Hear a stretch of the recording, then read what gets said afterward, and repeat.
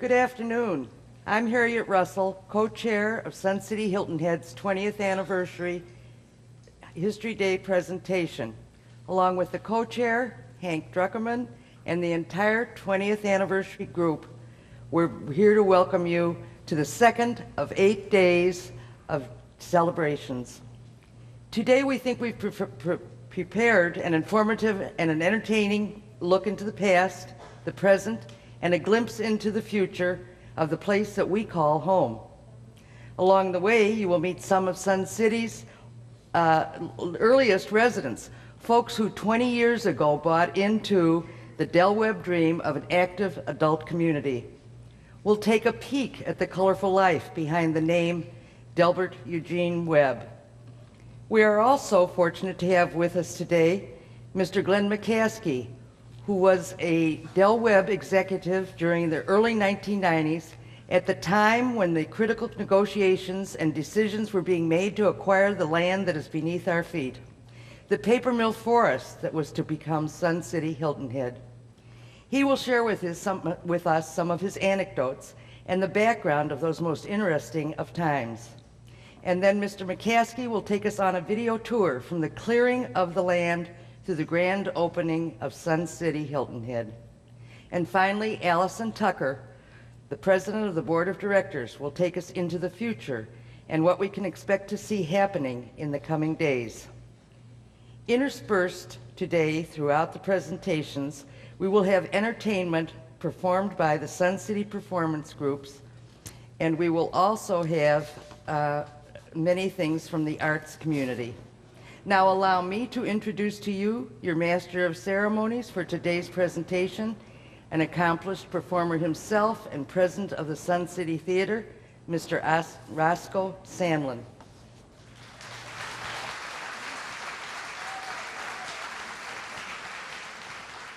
Thank you, Harriet, and good afternoon, ladies and gentlemen.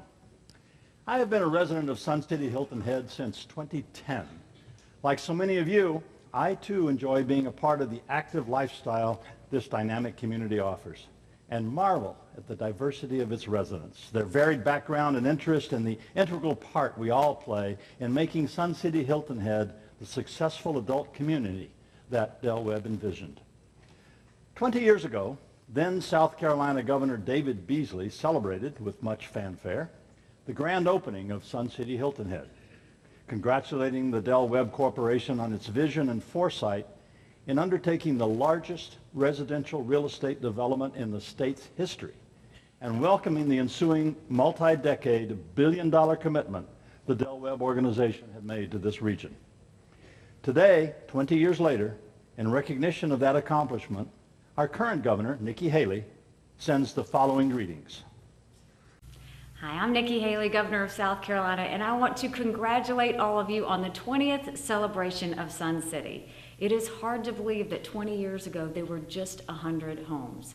Now we have 15,000 citizens that live at Sun City, and we could not be more thrilled. It sounds like you have a week's worth of fantastic events going forward.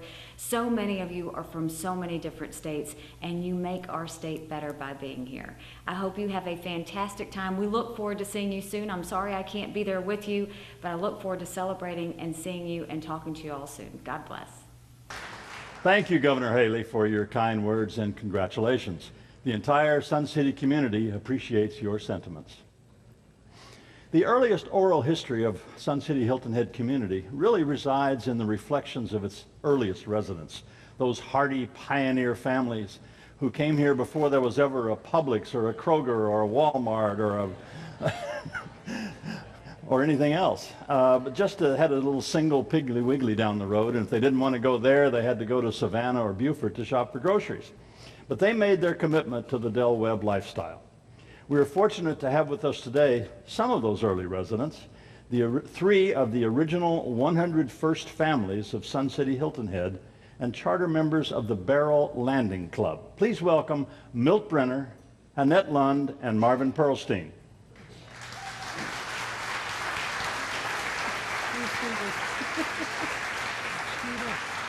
Thank you. Good afternoon, everyone. My wife Ann and I are happy to be members of the Barrel Landing Club and thank those responsible for this 20-year anniversary celebration. One of the best decisions we made was going to Arizona while on vacation, because while there we had a chance to visit the first Sun City in Phoenix, and we were impressed. Itching to leave New Jersey for a more moderate climate, we visited several communities in North Carolina and Florida. At the last one, there was a one-time $25,000 fee, whether you golfed or not, and $600 a month for the clubhouse, whether you ate there or not. It reminded me of a story about the real meaning of chutzpah, or utter nerve. An old lady sold her pretzels in front of the New York office building for $1 a pretzel. Every day, this executive, on the way to work, gave her $1 and never took a pretzel. 3 years later, as before, he gave her $1, and she yelled back at him, "It's now $1.25." So once again, one of the best decisions we made was putting our deposit down for Del Webb Sun City Hilton Head. I think the association fee at that time was around $700 a year, and our property tax was something like $350 that first year. We felt like kids with their hand in the cookie jar, and to this day, it's a bargain living here in our paradise. We have more amenities than all the places we visited without being fleeced. So as pioneers, we put our trust in Del Webb doing the right thing, and we were never disappointed. Folks, it doesn't get any better than this. Please welcome Milt Brenner.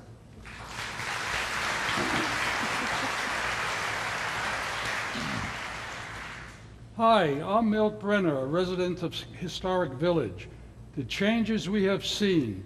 When Eileen and I arrived in July of '96, it was more like an early settlement rather than a Sun City.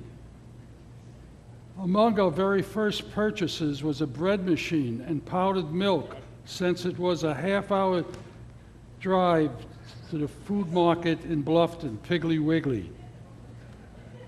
There was no Food Lion, Publix, Walmart. The only Publix was on Hilton Head. Within a year or so, Del Webb put in a small mobile trailer to be used as a commissary across from where the firehouse is now. It was heaven. Would you believe? We had sandwiches, some fruit, bread, and milk was available for a time. Would you believe there was a mobile cement factory up on Thomas Haywood, just about where Hunley Court is today? It moved within the year or so to the vicinity of Sun City Boulevard and Argent Way. The only entry to Sun City in those days was from Route 170 onto Del Webb Boulevard. We certainly have come a long way from those days. I now introduce my compatriot, Annette Lund.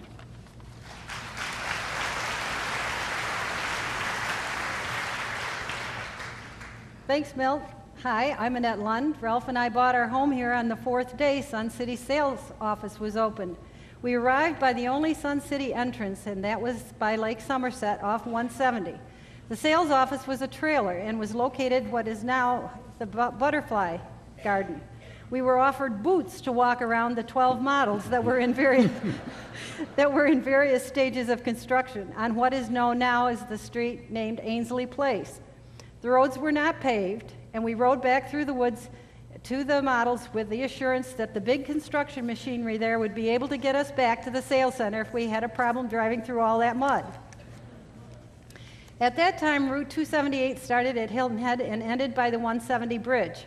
We were here at least 2 years before that road was extended to Route 95. During that time, on Fridays, we had get-togethers in the bar at Oakity Creek. About 6 months later, the town square was opened, and we had rooms in which to have meetings. If we could get 20 people with similar interests together, we could form a club. A couple who had taught dancing and owned an Arthur Murray studio tried to teach us how to do such dances as the tango, cha-cha, and various line dances on Friday evenings when we got together. They and we were known as the TGIF Club. In fact, the first clubs were started by some of the first 100 residents. Del Webb called us the Barrel Landing Club. We were named after the little historic school located just outside the old 170 gate. Most of us live in Historic Village. We have our names on a plaque at Picnic Hall, and all 43 of us have lots of stories to tell. So drive through our neighborhood and give us a wave. In fact, why don't you folks who are members of the Barrel Landing Club Right in the here, right audience here, no. please stand and give the rest of the people a wave? Good, good, good. Very good.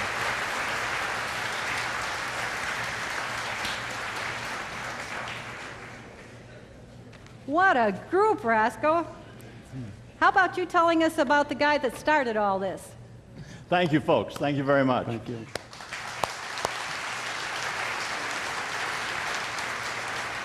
You know, they say you can always tell the pioneers. They're the ones with the arrows in their backs. But these folks seem to have survived it quite well. You know, the name Del Webb is as much a part of our everyday vocabulary as are the words Sun City. So let me tell you a little bit about the man himself, Del Webb. We've all chosen to live in this beautiful community. We've adopted a lifestyle created by a man who actually never set foot in the low country. Yet he has left his remarkably indelible footprint on all of us. Delbert Eugene Webb was the first of 3 children born to Ernest G. Webb, who was a fruit farmer, and Henrietta S. Webb in Fresno, California on May 17, 1899. The life story of Del Webb reads like a movie screenplay. Several times in his life, fate and unplanned circumstances were to alter and redirect his life. As a teenager, his scholarly career was cut short in high school, when in 1915, financial setbacks affected his father's business, which was a gravel company, and he had to resign. He had to drop out of school after completing his freshman year just to help support his family. He fell back on 2 of his boyhood occupations. One was baseball, which he had been playing semi-professionally since he was 13 years old, and carpentry. For the next 12 years, he moved about California, working as a carpenter exclusively for companies that had baseball teams on which he could earn extra money. Though in 1919, he married his childhood sweetheart, Hazel Lenora Church. In 1927, Del Webb suffered a violent bout of typhoid fever. His weight dropped from a robust and hearty 204 pounds to a mere 99 pounds. It was a year before he could resume working. On his doctor's recommendation, he moved to a warm, dry climate. He and Hazel moved to Arizona, where the climate could get him back on his feet. The Webbs arrived in Phoenix in 1928 with just his carpentry tools and a borrowed $100. Some sources say that Webb got his start in the contracting business by hanging the doors at the Westward Ho Hotel in downtown Phoenix. Other people say maybe that wasn't so.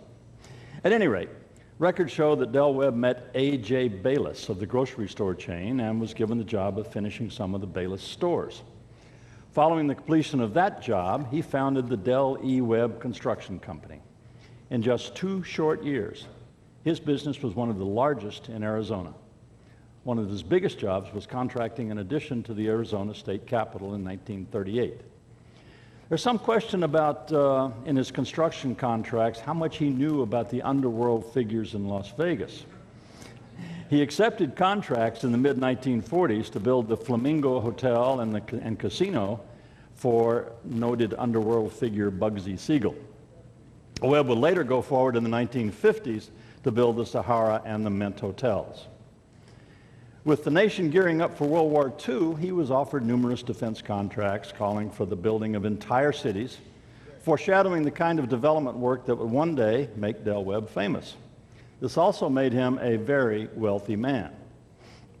After the war ended, Webb continued working on peacetime projects for the government. These projects introduced Webb to some very influential people, one of the most interesting being Howard Hughes. So Webb and Hughes became fast friends. Hughes would often join Del and his golfing buddies, Bing Crosby, Bob Hope, Barry Goldwater, Walter Goldwater, on the golf course. Webb and Hughes also shared a love of flying. So when Hughes got a defense contract to build planes, he turned to Del Webb to help him build the factory.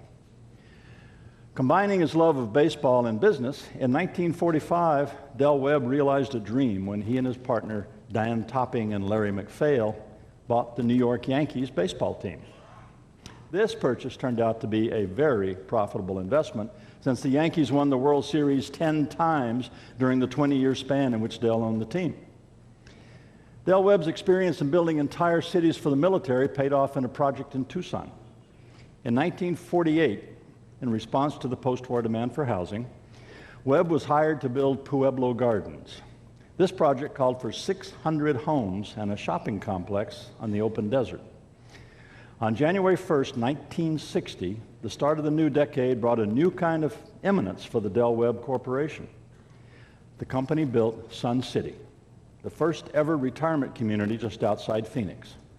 After working for months to convert a cotton field into a city, complete with golf course, recreation center, shopping center, and 5 model homes, these homes ranged in price from the Kentworth at $8,500 to the Pickford model at $11,300. Really expensive. Del was hoping actually that 10,000 visitors would attend the New Year's Day opening. Instead, more than 100,000 people toured the property over the 3-day weekend. Sun City was a phenomenal success, prompting a Time magazine cover story, and the Del Webb legend had begun. Today, the original Sun City community remains a vital, attractive community, and Sun City West and Sun City Grand joined the original community. In the years to come, Del Webb himself would become involved in gaming with the Sahara Nevada Hotel. Webb's entry into gaming was actually lauded and encouraged by the Nevada Gaming Commission, which hoped his name would bring in other reputable businessmen to Nevada. And it did. Howard Hughes joined in, and the two were instrumental in polishing the image of Las Vegas. After the 1964 sale of the New York Yankees, Webb remained active running his construction company. Most significantly, he expanded internationally into the leisure business. In March 1973, at age 73, Webb became chairman of the board and made Bob Johnson the new chief executive. Since his bout with typhoid fever in 1927 and giving up drinking, Webb had generally been in good health. This changed about a year later. He was diagnosed with cancer. Del Webb died on July 4th, 1974, at age 75. He was survived at the time by his second wife, Toni Entz, their son Robert, and 2 grandchildren. Over the years, the Del Webb Corporation has built numerous communities from Massachusetts to California and from Illinois to Texas. The Del Webb name is synonymous with premier active adult homes. Our own Sun City Hilton Head being the flagship community in the East. In July 2002, Pulte Homes acquired the Del Webb Corporation, but has strategically and in homage to the man and his vision, retained the iconic Del Webb name for its active adult retirement communities.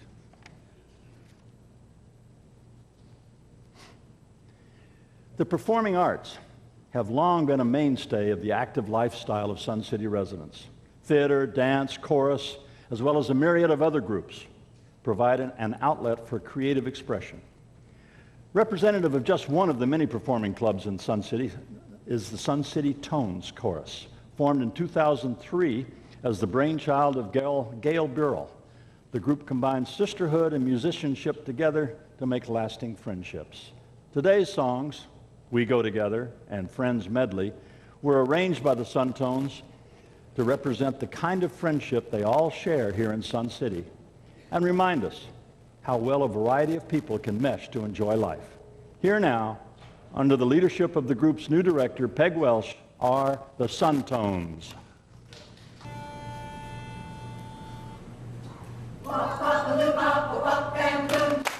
We go together like Rama Lama Lama, ka-ding-a-ding-a-dong.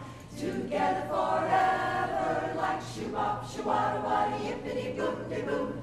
Chang-chang, changity-chang, shoo-bop. That's the way it should be. Wahoo, yeah. We're one of a kind, like dip-da-dip-da-dip, shooby-dooby-doo. Our names are signed like boogity-boogity-boogity-boogity, shooty-doo-wop-doo-wop. Chang-chang, changity-chang, shoo-wop. We'll always be like one. Wah, wah, wah, wah. When we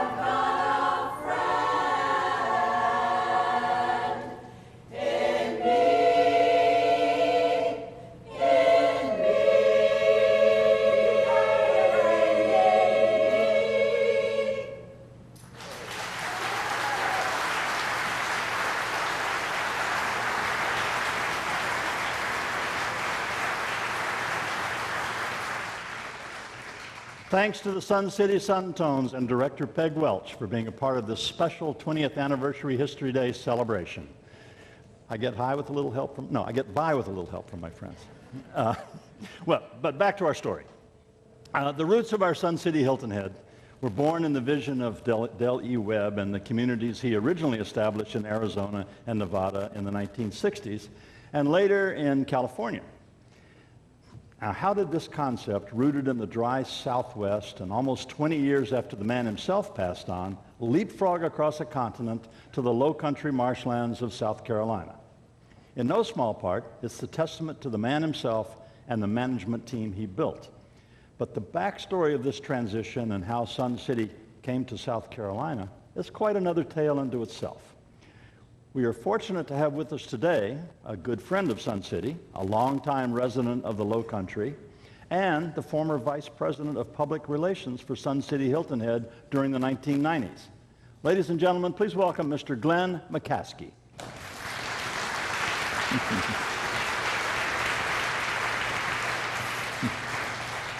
Thank you very much.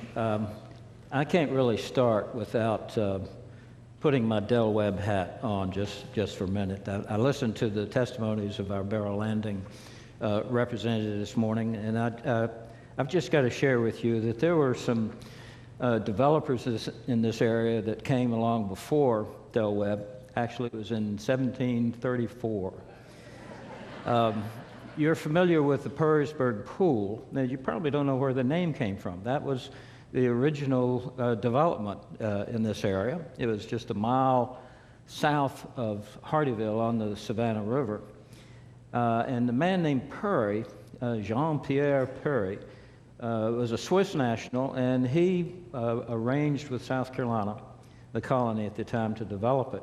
South Carolina was looking for foolhardy developers that would put villages between South Carolina, which at that point was primarily down to Charleston, and the Indians to the south, the Spanish to the south, which were enemies, and the strange band of people that were to come to the south, which today we call Georgians. They're still pretty strange.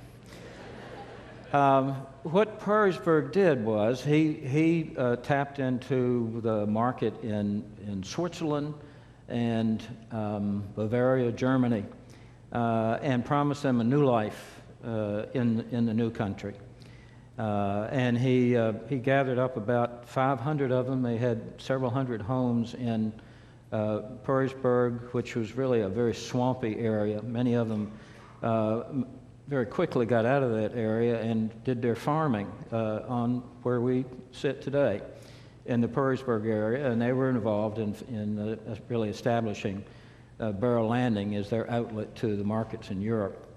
But I just want to share with you, since we've talked about mud and boots and how far Bilo is away from us, the kinds of things that those first residents came to deal with. They were from Switzerland and Bavaria. They were used to the Alps, and the thing that caused them to come to this area to develop was that Jean-Pierre Perry promised them that it would be just like home. So it can be worse out there. I wasn't planning on that, but I want to share a few other stories with you from the early days. One is how Sun City Hilton Head got here in the first place. Del Webb, as Roscoe's told us, was a genius in the development world. One of the things that got him there was that he was what we call today a data miner. A data miner is somebody that lives for data. They want to know everything they can about people, all they can about the market, who will buy. And he had kind of a creed that he carried with him in whatever he did, and that was find out what people want and give it to them. It's a pretty good creed, I think, and it'd be good in lots of applications. And how you ended up here today has to do with that creed. Long after he had passed, the company carried on that tradition, that heritage. and they were totally devoted to research. I've never met a company that's been so over the top in terms of funding research. And in 1989, 1990-ish, Del Webb the company was incredibly successful in Arizona. The three Sun Cities in Phoenix, and they had Palm Springs and Sun City Tucson, and I believe they had the one in Las Vegas up and running by then. Incredibly successful. They'd never been more profitable. They were the creme de creme of resort community development. Nobody else could do it the way they did, or did do it the way they did. But they developed a problem in this arena of data mining in 1989-90 that ended up with your being here.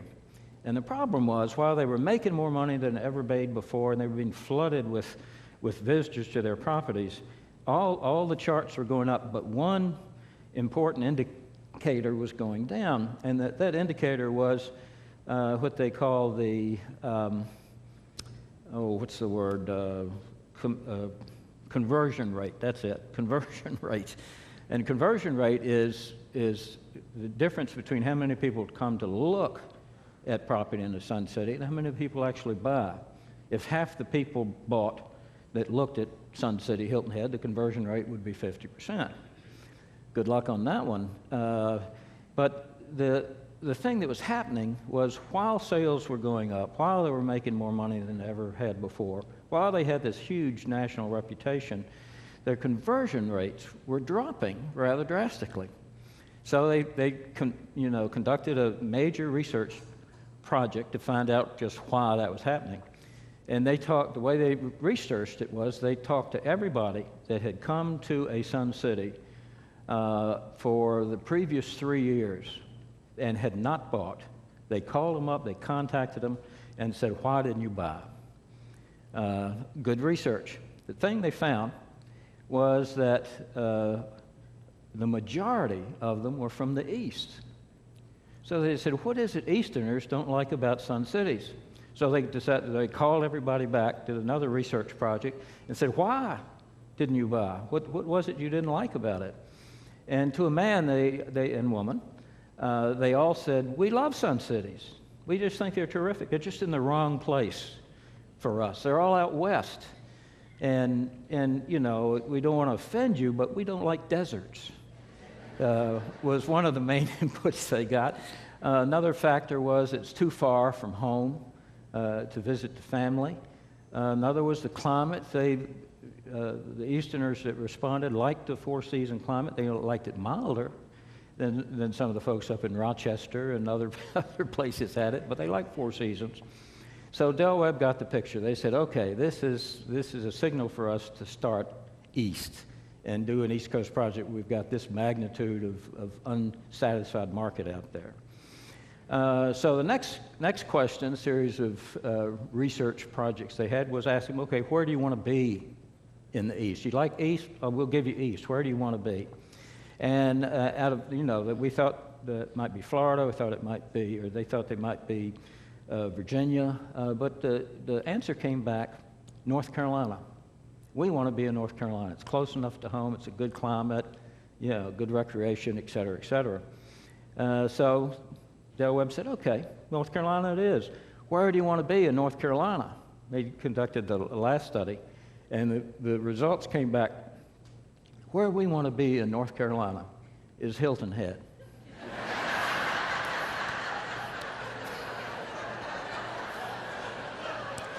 It's a true story.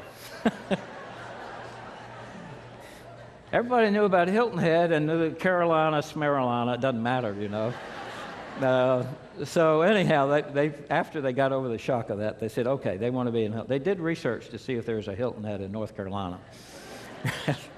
So that's how you've ended up here. They came here and decided to do what they did. Now, what Del Webb did when they developed, their routine was they would go into places like Palm Springs. And they wouldn't buy downtown Palm Springs or even close in. They would buy property outside of Palm Springs where it was less expensive. Del Webb wasn't cheap. They didn't mind spending money. They spent extreme amounts of money on amenity development, as we've seen here. So money wasn't a problem, but they didn't like paying big bucks for land. So invariably out west, when they got outside of the towns that they were interested in, the affordable land was in the desert. So that's how they ended up in all the deserts. So they came down here and looked around and said, there's no deserts. You know, what's the low country equivalent of deserts? And here you are. The low country equivalent of deserts is pine forest that's grown to make pulp paper from. So that's how they ended up with the Union Camp folks here, and that's another story in itself. There's no clock here, and I know they want me to scoot along here. What else should I tell you? I've got a long speech prepared here. Okay, let's talk about the Phoenix learning curve. Phoenix is another world from what you're used to. And it was another world from what the citizens of the Low Country were used to. And I don't know who the marriage was harder for, the Low Country or the folks from Phoenix. But it was quite a shocker. I think the big wake-up call for Phoenix came when they scheduled their first board meeting down here. They wanted all the board of directors to see this great new property that they had bought, and they wanted them to come down and see the beehive of activity going on here, and land being cleared, and houses and facilities being built, and so they scheduled it, and down came these board members from around the country, and there was nobody here. There were no workers. There was no beehive of activity, and the reason was that they had scheduled them to come on the first day of shrimp baiting season. They missed the culture, you know, that nobody shows up for work on the shrimp baiting season. So they scheduled them again, I don't know, 12, 18 months later, and they came, and wouldn't you know it, it was the first day of deer hunting season.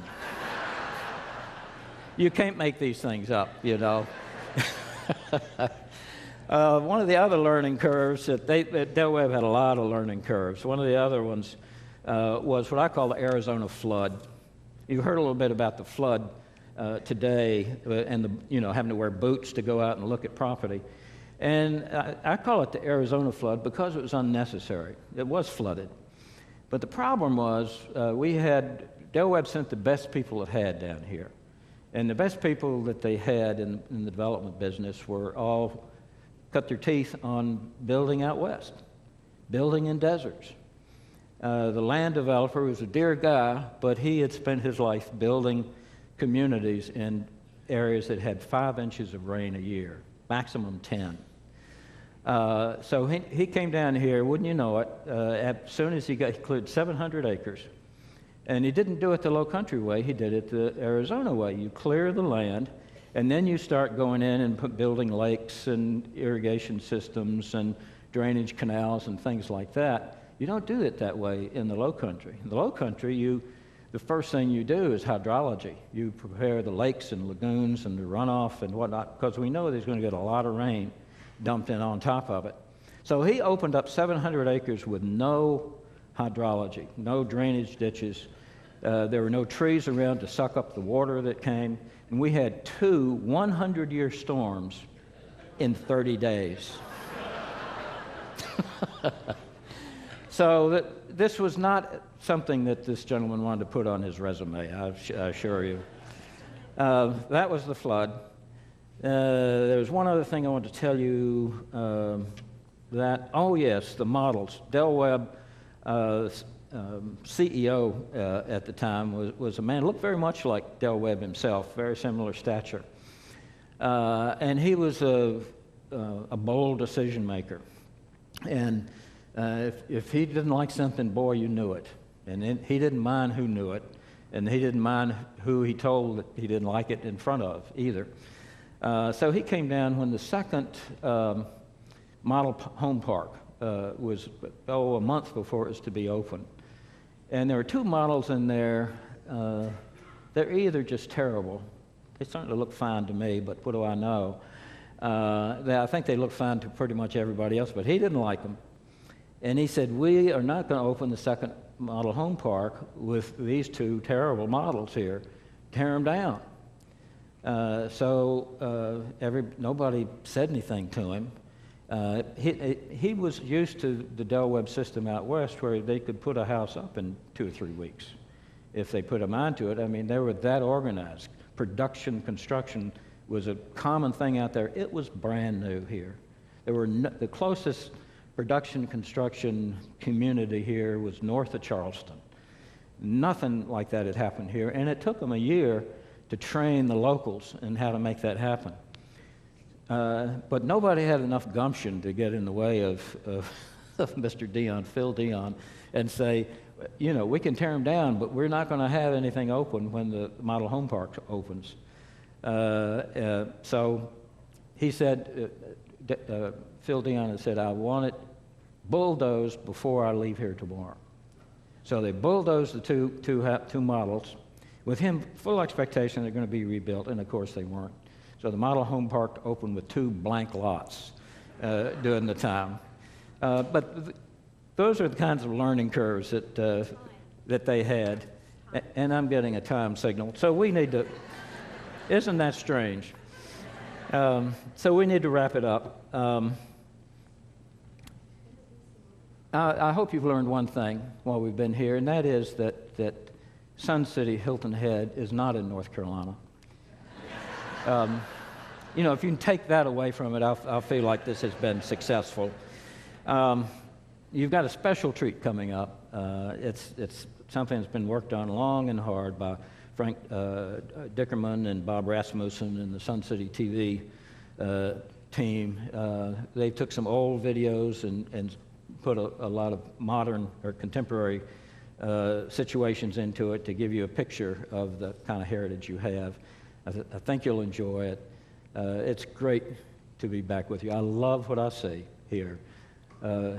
God has blessed you, and He will continue to bless you at Sun City. Thank you.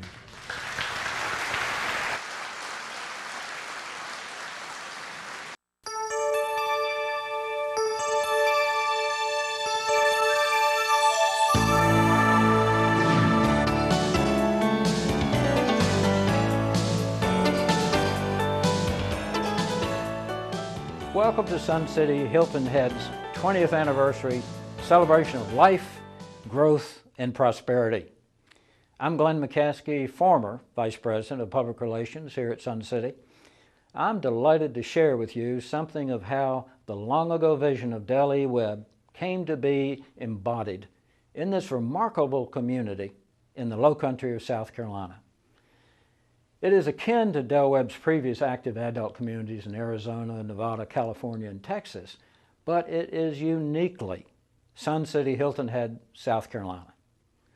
So step back in time with me to the 1990s for a brief journey, examining how this community came to life and how it grew to a size and beauty that nobody really could have imagined. We'll miss some things along the way, but hopefully we'll chronicle most of the major milestones. Even Del Webb, the man, would find it hard to believe it all began here with trees, 5,000 acres of trees. The Sun Cities out west don't have a lot of trees. It's almost entirely built in deserts, with an average rainfall of about 5 inches a year. South Carolina, by comparison, is a rainforest. Early in the last century, paper companies, including Union Camp, bought the land in this area to cultivate fast-growing pine trees. But about 2 decades ago, the value of the land had exceeded the value of the harvested pine trees, and the rest is well known. The Del Webb Company acquired this site in the early 1990s, planning for more than 1/3 of its 5,000 plus acres to remain open space for wildlife and wetlands preserve. That included a 400-acre stand of mature cypress and hardwood forest along the freshwater New River Basin. A couple of years of planning and negotiating with local governments took place before work began on Del Webb's breakout Sun City on the East Coast. The magnitude of what was planned here was a challenge to most imaginations, So in 1995, the company prepared a video to indoctrinate both area residents and customers what was to take place in this pine forest. Here are some clips from that.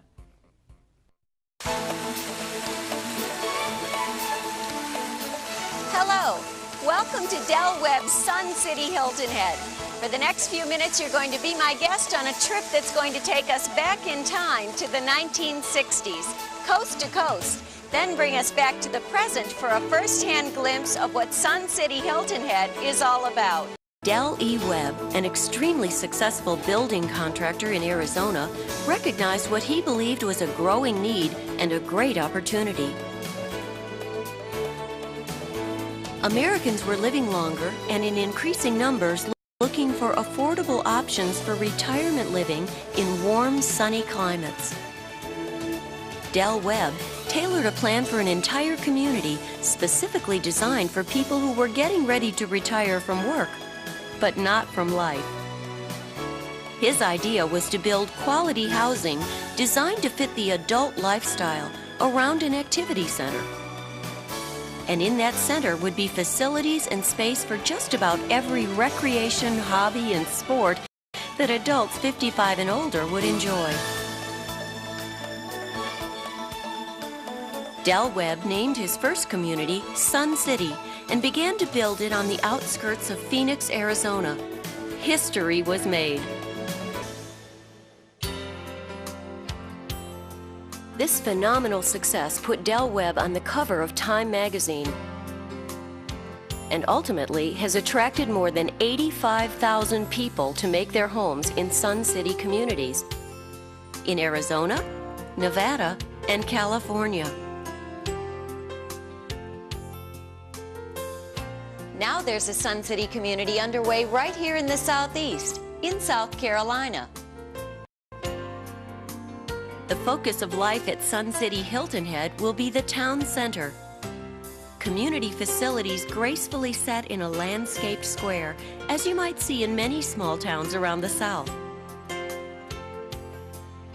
Town center includes a fitness complex, indoor and outdoor pools and aerobic area, indoor and outdoor tennis, bocce courts, craft and art studios, a hobby center, multi-purpose meeting rooms, and ultimately a ballroom and a 350-seat performing arts theater. Town Center also includes areas for social activities of all kinds. Walking, jogging, and biking trails will run throughout the community, and our that's right, 3 golf courses will almost make the whole community a park. As proud as we are of the design of our Sun Cities, it's the people, your new neighbors, we're most proud of. The U.S. Congress proclaimed Sun Cities to be the nation's volunteerism capital.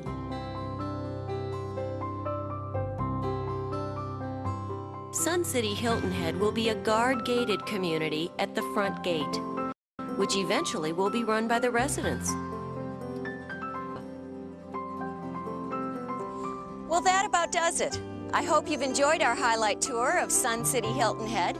The next thing, and the best thing, is to come see it all for yourself.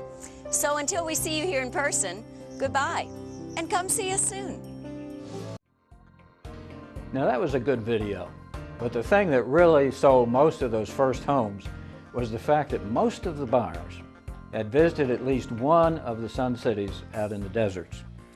Even the best video couldn't possibly do justice to what was going to happen here, and it really couldn't do justice to the existing Sun City. So hands-on experience was an important thing. So now we're going to look at a clip from the grand opening of the Sun City Hilton Head from June 8, 1995. Hi, my name's Glenn McCaskey. I'm Vice President of Public and Community Relations with Sun City Hilton Head in South Carolina. We have just completed our grand opening at Sun City Hilton Head. It was June 8. This is a very significant event for Del Webb because this is the first time a Del Webb Sun City has been built this far away from headquarters in Phoenix. We're 2,100 miles away from the nearest Sun City. City General Manager Dennis Wilkins anxiously awaits Thursday's grand opening. It's almost like birthing a child. It's just been an absolutely wonderful experience. We've had great cooperation from people.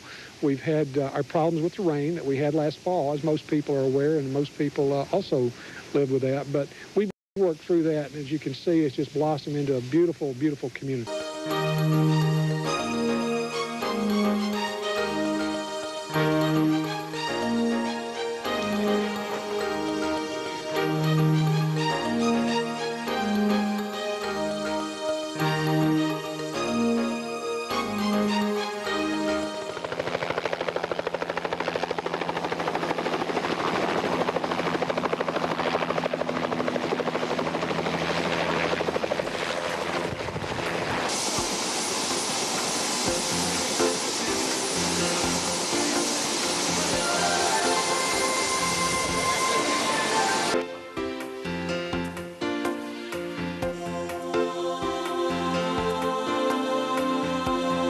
We've selected as our theme for this grand opening, building on tradition. And that phrase has many applications, and I'd like to share just two of those applications with you this morning. Building on traditions of Del Webb the man, and building on traditions of the South Carolina Lowcountry. First, building on traditions of Del Webb the man. You know, Mr. Webb once made the statement, and it's posted in our sales office, that concrete, steel, and lumber make the buildings, but people make the communities. 30 years after Mr. Webb founded the company, and many years after he had become a legendary success of applying concrete and steel and lumber to the building business, Mr. Webb still had an unfulfilled dream. That dream consisted of building a master plan community for active adults, or some 35 years ago, it was just simply called retirees. In 1960, the first Sun City was opened in Phoenix, Arizona, and today's grand opening marks the 8th Sun City community that has been opened since Mr. Webb had that gleam in his eye. Mr. Webb could not have known that he was starting a tradition in 1960, but he not only started a tradition, he started an industry. I started out by giving you a quote by Mr. Webb that simply said, concrete, steel, and lumber make the buildings, but people make the community. The first part of that quote is demonstrated here by what you see today and the thousands of homes and millions of dollars of amenities yet to be built. But by this time next year, hundreds of homes will be occupied, the first of 3 golf courses will have opened, and the first phase of our recreation complex will be complete. In the last part of that quote, Mr. Webb mentions that people make the community, and that's true. The people in each of our communities make each community distinctly different. Each community takes on its own personality that is reflective of the community around it. We expect this community to be the same. It'll take on the personality and the traditions of the community around it. What is here, the rich traditions and culture, is what is attracting so many people to this region. Our goal is to introduce the newcomers to these rich traditions and weave Sun City Hilton Head into the fabric of the South Carolina Lowcountry. A group called the Hallelujah Singers got Sun City's grand opening off to a soulful start. Corporate officials and Governor Beasley then took turns singing the praises of South Carolina's newest and most important retirement community. Sun City Hilton Head is really a lighted match that's going to set the Lowcountry on fire with growth, economic development, prosperity. The Sun City project won't be completed for more than 15 years, but the 5,600-acre site west of Hilton Head looks far different than it did just over a year ago. Tall pine trees have given way to the Del Webb Corporation's pristine vision of retirement heaven. With all that hoopla of a grand opening, we were clearly on the way. And we even made a replica of the giant cake that Del Webb had made to celebrate the grand opening of the original Sun City back in Phoenix. And those original buyers were loved in a very special way. Just outside the East Gate is the Barrow Landing Schoolhouse, first built in the early 1800s by local families in this area. They took turns housing the one-room schoolhouse teacher. The old school was preserved by Del Webb as part of the development agreement with Beaufort County. The bell rang once again at Beaufort County's Barrel Landing School as old students returned to the one-room building to celebrate its salvation from the ravages of time. Del Webb Corporation saved the 1840s structure, funding a complete renovation of the building located next to Sun City. It's just kind of an interesting time for us that we can go back and bridge back 150 years, and yet right behind here we have a community that is just getting off the ground. When the first 100 families settled into the newly opened Sun City Hilton Head, we figured they all must have attended one-room schoolhouses themselves. So they became the Barrel Landing Club. Many of those early residents gathered periodically here to rekindle their beginnings. In 1994, the then Del Webb Company began clearing to make way for hundreds of the first homes. The Del Webb development team transferred here from Arizona, and they were happy campers because the soil here had lots of sand and no rocks, as some of the desert sites had and as Texas had. But then something happened. You got 18, 17, 16, and 15. In 1994, the Low Country, an emphasis on low, was hit not with a single 100-year storm, but two of them, and within a month of each other. But to their amazement, it rained incessantly for that month of those two 100-year storms, and bulldozers sank in the mud. Any thought of construction appropriately washed away. But despite it all, and despite the time lost, roads came into being, houses were built, landscape was installed, and the word went out and the people came to Sun City Hilton Head. I'm Dolores Manji from Hampton Village. In 1994, I was visiting my cousin who lived in Del Webb Palm Desert, California. After taking a tour of the community and listening to her raving about how wonderful Del Webb Palm Desert was, I went to the sales office to ask if there were Del Webb communities being built on the East Coast. They told me they were going to build in South Carolina and would send me a brochure, which they later did. When I got home to Connecticut, I discussed the idea of building a retirement home in Bluffton with my husband, which we could also use part-time as we were both still working. As neither of us had ever been to South Carolina before, we took a trip to Hilton Head in April to check out the area. We flew down again that Thanksgiving to take a close look at the brand new Sun City Hilton Head. Then, on opening day, November 28, 1994, at exactly 7:00 a.m., we were assigned a salesperson. We looked over the lots and model homes from a brochure. Before a lot could be available, each salesperson assigned had to put a number in a hat. Our salesperson was number 3, and luckily, no one picked the lot we wanted. My husband was an avid golfer and chose the lot behind the 7th green. We then decided on a model that was shown in the brochure and left our deposit. We were told that the home had to be built within 1 year. We told them not to rush as we had time. We were then given a tour to show us our actual lot. We were taken there in a Jeep as there were no paved roads, only dirt. Our salesman took us to where our street was going to be and said, "We can't drive down there as the street is underwater." It was a most exciting time. We drove down from Connecticut every chance we could. At that time, there was no I-95 exit to Bluffton. We had to get off at exit 28 and drive 33 miles to get to the Sun City Hilton Head entrance, which was then on Highway 170. The sales office was in a trailer, just inside the entrance. We took a picture of the digging of Lake Somerset, and with each successive trip, took more pictures of Sun City's growth. We closed on our new home on November 22, 1995. When Del Webb started to expand and began the excavation of 2 large lagoons, we decided to move behind one of them, which we did in July 2000. My husband, Rudy Kurowski, died in November 2003, and I moved down permanently in 2004.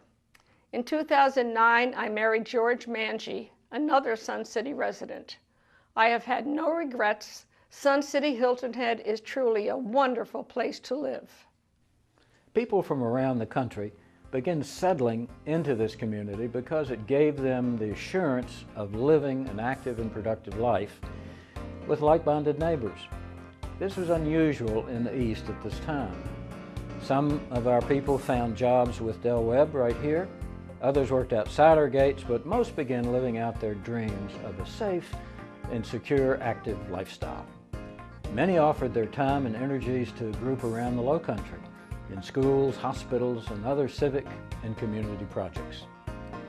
Del Webb himself was a champion of such volunteerism, particularly the Boys and Girls Clubs. And he surely would have been extremely proud of the track record that Sun City Hilton Head residents have in that regard. In the spring of 1996, early residents Jim and Katie Ryan started the Town Square Upbeats. That was a social club that met on Friday evenings, and it was the predecessor to what was to become an impressive listing of well over 100 current resident clubs and groups, because there's nothing else like it in all of South Carolina. In March 1995, construction began on the Okatee Creek Golf Clubhouse, and a $3.5 million contract for fiber optic cable service in Sun City was announced.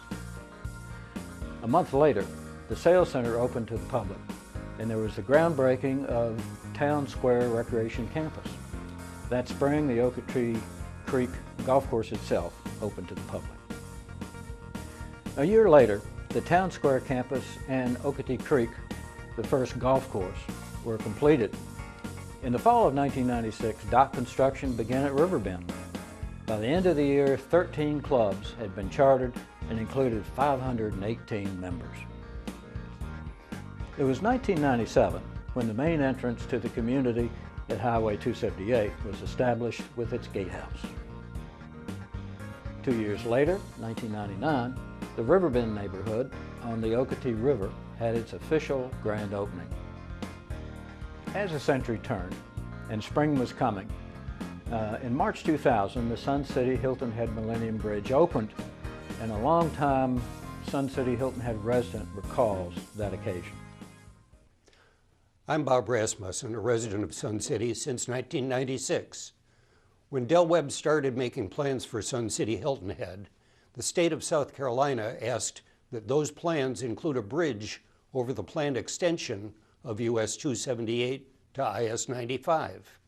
At that time, the 4-lane road from Hilton Head ended at SC 170. Since this bridge would be a part of the gateway to Hilton Head, the state offered to provide $1 million to make it more than just utilitarian. At that time, the plan was to develop the first part of Sun City on the south side of the future highway, and then develop the north side in Jasper County. The state specified that their financial contribution required that the bridge be built no later than the year 2000. As development progressed, Del Webb decided to continue development to the south of the original area, rather than north of the now existing 278 link to IS 95. The utilities infrastructure was ready to continue in that direction, while development north of the roadway would require additional work. However, to meet the schedule dictated by the original development agreement to partially fund the bridge by the state, the bridge was constructed in 2000, hence the name the Millennium Bridge. No development existed in the area north of the road at that time, so a less than complimentary name was sometimes used, calling it the Bridge to Nowhere. Shortly thereafter, a temporary road was constructed to connect the bridge to the Riverbend neighborhood of Sun City. With the ongoing construction north of 278, the Millennium Bridge now serves its original purpose of linking all of Sun City into one community. Let's take a look at some clips of the formal opening ceremony in March of 2000. County High School Marching Band provided entertainment as the retirement community dedicated a new bridge over Highway 278. This span allows cars, pedestrians, and bikers to travel to the Riverbend community. And in the fall of that year, the Hidden Cypress Golf Course was up and running. Just a year later, the 6,250 square foot woodworkers building was completed. That also was the year that the Pulte Group and Del Webb Corporation announced a merger, creating the nation's largest home builder.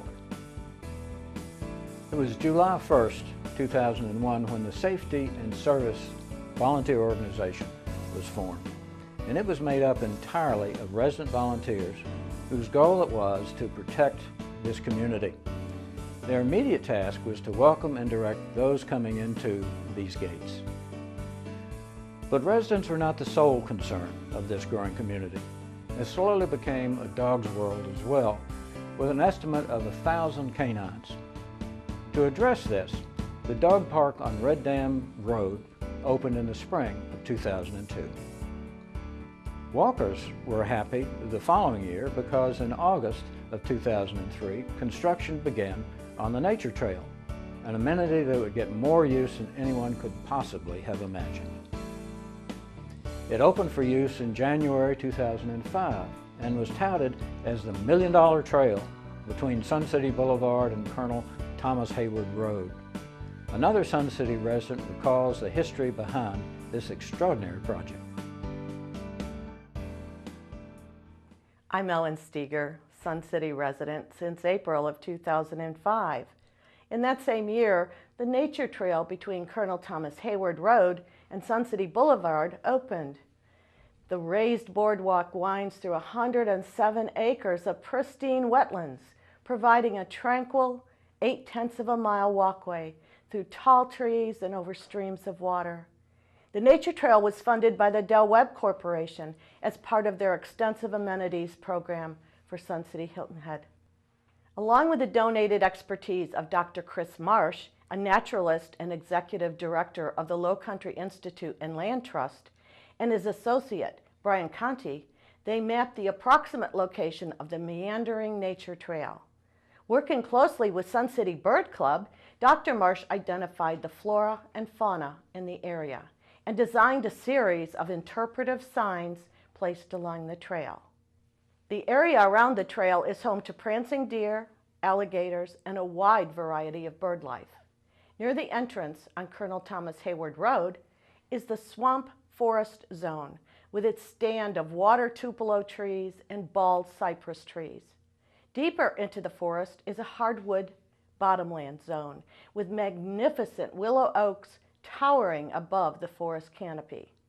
Wooden benches are strategically placed every 250 feet for rest and observation, along with 3 covered rest areas. In the time since it first opened 10 years ago, scores of residents daily walk this popular venue as a place for healthful physical exercise or quiet contemplative serenity. The next year, the boaters and RV owners were pleased to see their park open, off Route 170 on Sun City grounds. 2005 was a busy year in Sun City. In the spring, the Hidden Cypress Golf Club and its recreation center held its grand opening, and the sports facilities were moved from Town Square to the sports park on Red Dam Road. It was up and ready for use in December of 2006. Just a few months later, the Sun City website was launched. Fast forward another 2 or 3 years and we see the Amnesty Craft Center expanding. That was in the fall of 2008, right around the time that Sun City TV News aired its first program, delivering the who, what, where, and why to residents. On January 15, 2009, Magnolia Hall in Town Square was officially opened as a gathering place for large meetings, community events, and the performing arts. This multi-million-dollar facility with a 500-seat capacity opened to great fanfare and universal approval as documented by a colorful Sun City television reporter. With me today at the Magnolia Hall grand opening, I have a few of the members of the original Activities Building Committee. Some of them have some interesting stories to share with us. Carl, let's start with you. This is Carl Nussbaum. It's been almost 5 years since we undertook to do this project.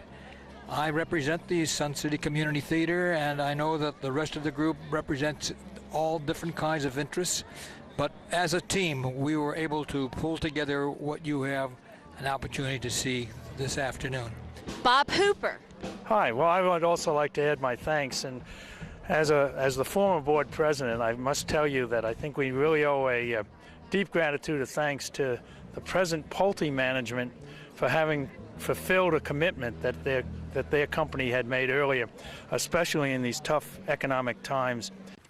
So here we are, in what is arguably the worst real estate market in living memory, standing in front of a multi-million-dollar building ready to celebrate the coming together of a vision. As president of the board of directors and also one of the management team at Pulte, I stand here with great pride. I'm proud of the building. As you will soon discover, it's a great building with some great features, and one soon come to be justifiably proud of also.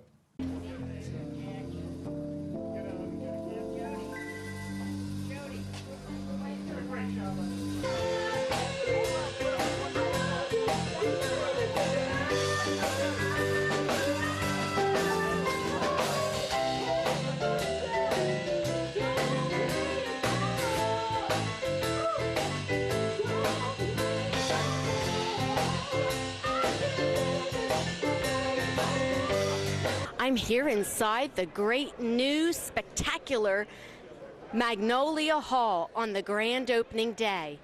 Isn't it beautiful? Look at the plush seats, the lighting, the floor, the stage. The stage is phenomenal. And I'm here with Susan Simon.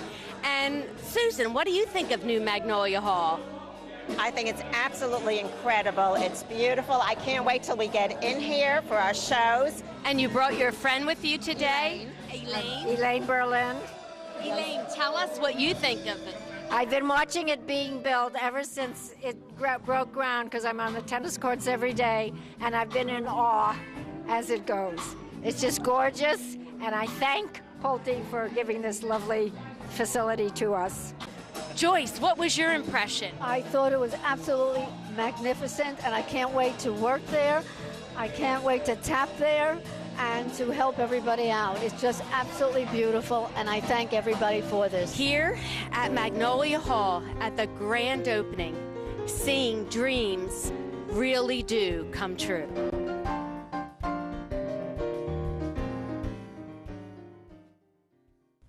In the spring of 2012, shortly before the lake house with its fitness center, pools, ballroom, and meeting rooms opened, Pulte purchased an adjacent 150 acres of land to build an additional 409 homes for a projected total of 8,640 residences under the Sun City Hilton Head banner. About the same time, the Argent Lakes Golf Course opened, and on the north side of Highway 278, expanding the Sun City golf courses to 3. In the spring of 2013, the kayakers were delighted when the kayak launch facility was installed at River Bend, and everyone was excited that same summer when the Sun City Farmers Market made its debut in the area near the pavilion. Additional improvements and conveniences continued to be added. In 2014, there were more parking spaces and a comfort station added to the nature trail, and the Woodworkers Building expansion was completed as well. In August, bleachers were added to the softball field, and the Argent Gate on the north side was opened. With all the change over the past 2 decades, the basic concept of Sun City Hilton Head has stayed strong and on track. The earlier residents blend harmoniously with the newest, and both continue to enjoy the community's outstanding amenities and congenial lifestyle. By the end of 1995, Sun City had 109 homes with 200 residents and just 13 clubs. Today, as Sun City marks its 20th anniversary, it proudly boasts over 7,600 homes, 15,000 residents, and numerous clubs of all shapes and kinds and subjects, 6 swimming pools, 3 golf courses, a state-of-the-art performance and meeting center, and the status of being one of the premier active adult retirement communities on the entire East Coast. Grand as this community may be, it is, in the words of Del Webb, spoken decades ago, quote, "Buildings are made of wood, steel, and concrete, but it is the people who make the community," close quote. I'm Glenn McCaskey. I hope you've enjoyed this trip down memory lane. And once again, happy 20th anniversary, Sun City Hilton Head. Enjoy it all.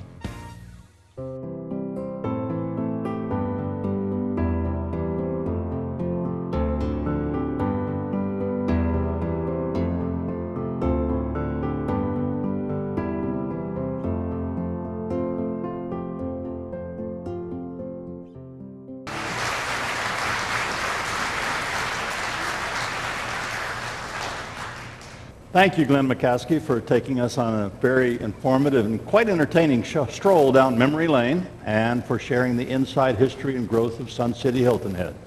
I'm sure we all learned a great deal about how we in the community have grown over the past 20 years. Thank you for being here. Once again, we pause in our History Day odyssey to enjoy another of our performing arts groups. This time it's the popular Sun City Sundancers under the leadership of the club's president, Pat Ash. In the 15 years since it began, the Sundancers have grown from 1 instructor to 7. In honor of Sun City's 20th anniversary, the group has selected 3 special dances to perform for you. The first will be a tap dance to Carolina in the Morning, which was performed at the very first Rainbow of Rhythm show. Second will be a liturgical dance titled In Remembrance, choreographed by the Sundancers' first Sun City instructor, Mary Maitland Kimball. The final selection will be a jazz dance to Footloose, which was the finale dance number in the Sun City 2014 Follies. Ladies and gentlemen, the Sun City Sundancers.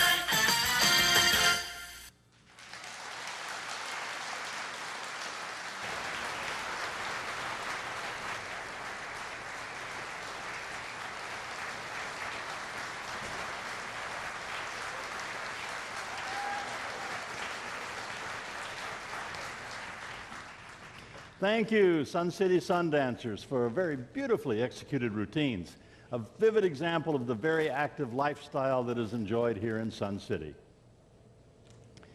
The theme of today's 20th anniversary history celebration has been Sun City Hilton Head, past, present, and future. Up to now, I believe we have covered the first two quite well. To complete the theme and close out today's presentation, we need only look to the future. To do that, we have invited the president of our Sun City Board of Directors, Allison Tucker, to share with us the community's plans to maintain and enhance the near and long-term goals of our own hometown.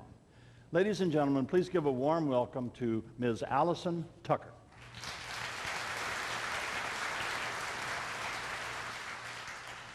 Thank you so much for having me today. And what great stories we've heard about the past, and you already know how great the present is. So I'm here to talk about the future. And what does the future hold for Sun City Hilton Head? Looking before you is the campus of Sun City. So we've been pretty busy over the last 20 years, developing those over 8,000 homes on over 5,600 acres with countless amenities and at least a $500 million investment. But Sun City is almost complete. What you see before you is the very last section, and it's kind of sad for me. I've been here for 10 of those 20 years, and I've loved it. We only have around 900 homes left to build on what is now known as the north side of Sun City.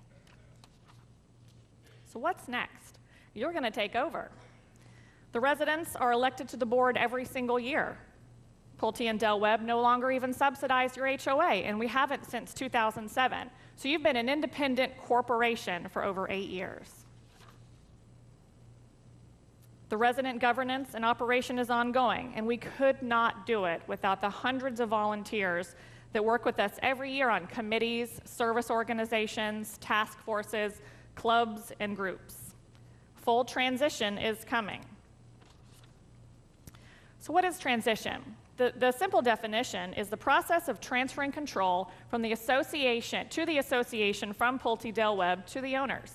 We're going to work together. This is going to be a joint process. It's going to be between the board, the community association, the developer, and our board-appointed committees. The initial transition actually began in 1995 at the closing of that very first house. And if you'll notice in the picture, the gentleman on the far left, his name is Doug Beer. He's still working here today for Pulte Del Webb, closing homes today, even 20 years later. He's a great guy. So kind of like what Glenn was talking about, Del Webb had very strict procedures, and all of his research had led him to believe that these things would work as long as you follow the process. So part of that is the early preparation and how you set up a community. So the basics are you establish the HOA, you develop the governing documents, then you conduct your meetings, create budgets, policies, and operating procedures. As neighborhoods are built, you transfer those roads and common areas to the community association. Here in Sun City, we use what's established as the conveyance procedure. To this day, there's over 40 neighborhoods that have already undergone that conveyance procedure. Facilities like the one we're in today, common areas, landscape areas, golf courses, it's all worked using this procedure. Part of the ongoing transition is that there has been incremental resident involvement in the governance and decision-making of the community association. One example is the election of the residents to the board of directors that actually began in 1999, and then the yearly appointments to committee members that actually advise the board of directors. This resident volunteerism provides continuity. It creates experienced leaders with strong understanding of how the association operates and educates the residents on the responsibilities at the handoff. Resident owners and Pulte Del Webb will work together in a partnership through the process, and it can be successful. It already has been in other communities nationwide. One step that worked really well in a lot of these other transition communities is what's called the Transition Task Force. We plan to do that very same task force here through our Strategic Planning Committee in Sun City. We plan to do this at about 2 years out before final build-out. The planning stages of setting up that transition task force will actually begin a year prior to that. So based on current estimations with the remaining homes we have left to build, this will be in approximately 5 years. And as I've stated before, transition is a process. It's not an event. It's not one day it's going to happen and we're going to hand you the keys and walk away. We will be walking with you through this process for several years. The task force will be comprised of 5 to 7 residents and also board members. The functions of the task force will include coordination, supervision, and evaluation of the documents, assets, infrastructure, management, and operations of the community association. The task force will make recommendations that will facilitate the closure of any outstanding items between the developer and the community association. The task force will work through the established best practices that have assisted the successful transition of these other communities nationwide. The dedication of the Transition Task Force and the maintained focus on the end goal will result in a seamless transition from developer to residents. And our ultimate goal is that you, the residents, will take control of your destiny. I'm so thankful to be a part of this, small part of this journey that you've been through for the last 10 of your 20 years. And happy 20th anniversary to all of you. Thank you for having me.